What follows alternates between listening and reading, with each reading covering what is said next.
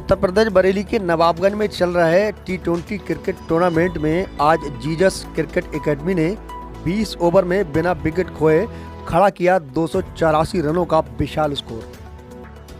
बरेली के नवाबगंज में T20 cricket premium league match में आज अंतिम लीग मैच में जीजस क्रिकेट एकेडमी ने हाजी अकबरार क्रिकेट रेशौला को एक तरफा मुकाबले में 76 रन से हराकर सेमीफाइनल में प्रवेश कर लिया। मैच का आकर्षण सलामी बल्लेबाजों ने रोजर मौर्य और जैनुल अंसारी की नाबाद शतकीय पारी रही। कप्तान रोजर मौर्य ने 98 गेंदों में नाबाद 121 रन बनाए, जिसमें 14 चौके और 9 छक्के शामिल थे।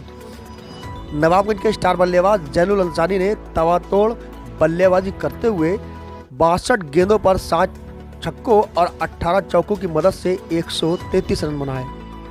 दोनों बल्लेबाजों ने रेशौला के गेंदबाजों को विकेट के लिए तरसा दिया और उनकी गेंदबाजों की जमकर धुनाई करते हुए 20 ओवर में 284 रनों का विशाल स्कोर खड़ा कर दिया। वहीं 285 रनों के लक्ष्य का पीछा करने उतरी हाजी अबरार क्लब रेशौला टीम 208 रन पर ही सिमट गई। वहीं रेशौला की ओर से शेरा ने 46, नफीस ने 41 रन बनाए। मैच की एम्पायरिंग कर रहे मोहम्मद इरफान सिद्दीकी, शावेज टेलर ने की। वहीं लीग के दोनों सेमीफाइनल मुकाबले में 1 अप्रैल को कराने की घोषणा की गई है।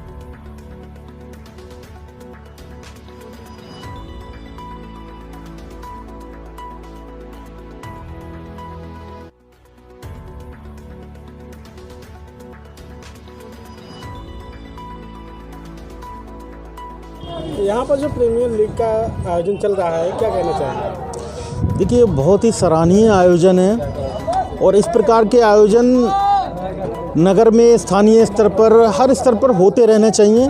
इससे बहुत सारी प्रतिभाएं ऐसी होती हैं जो कि स्थानीय स्तर पर उनको प्लेटफॉर्म नहीं मिल पाता है, बड़े जगह पर प्लेटफॉर्म नहीं मिल पाता है। तो स्थानीय स्तर पर जब इस तरीके के आयोजन होते हैं तो हमारी जो नई प्रतिभाएं हैं, जैसे हमारे नगर के ही जैनुअल हैं जिन्होंने कल भी एक सेंचुरी मारी, आज भी सेंचुरी मारी और शायद 37 वालों में उन्होंने शतक लगाया है।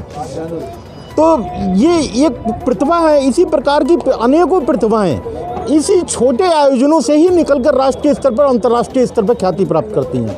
मैं जब अपने कॉलेज लाइफ मेरी रही तो मैं भी इस तरीके का आयोजन कराया करता था। मैंने भी इस फील्ड पे टूर्नामेंट कराए हैं और जेपी इंटर कॉलेज में मैं पढ़ा करता था। उस समय मैं जेपी इंटर कॉलेज की क्रिकेट टीम का कैप्टन भी था। तो मुझे दिली लगाव है क्रिकेट से।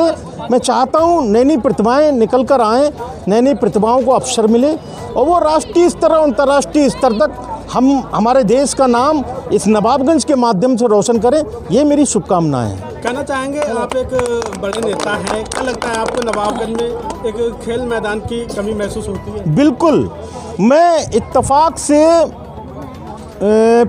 पिछले से पिछली बार चुनाव चल रहा था, चुनाव उस समय चल रहा था शायद, उसी समय यहाँ आया था। क्रिकेट टूर्नामेंट का फाइनल था उस दिन, तो उस दिन आया था, मुझको बोलने का भी मौका दिया रियाज भाई ने। तब यहाँ मैंने देखा था जैसे आज ये कूड़े वगैरह के ढेर पड़े हैं, उस दिन भी काफ़ी मात्रा में पड़े थे।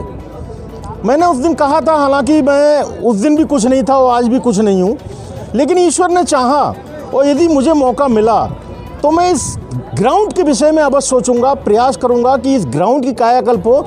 और यहाँ से जाने के बाद में मैं एक चिट्ठी माननीय शिक्षा मंत्री जी को लिखना चाहूँगा कि ये जो ग्राउंड है, ये हालांकि कॉलेज का ग्राउंड है, लेकिन कॉलेज के ही माध्यम से ग्राउंड कॉलेज का ही रहे। हम ये नहीं चाहते हैं कि वो स्पोर्ट्स मिनिस्ट्री को दे दें, इसको कॉलेज का ही रहे, लेकिन इसकी एक बाउंड्री बद्ध इसको करवा के और विधिवत एक स्टेडियम का रूप दे दिया जाए, तो हमारे जो बच्चे आज अभावों में जो अभावों की ज़िंदगी जी रहे हैं, अभावों में खेल को खेल रहे हैं, वो अभावों में खेल को न खेल के एक बढ़िया स्तर पर खेल को खेलेंगे। युवाओं को क्या संदेश देना चाहिए? देखिए, जो खेल या क्रीडा, ये सब चीज़ें, जो व्यायाम, ये सारी चीज़ें शरीर को स्वस्थ रखने के लिए नितांत आवश्यक हैं। शरीर को स्वस्थ रखती हैं, लेकिन इन खेलों के माध्यम से हम लोग राष्ट्रीय और अंतर्राष्ट्रीय स्तर पर अपने देश का सम्मान भी बढ़ाने का कार्य करते हैं।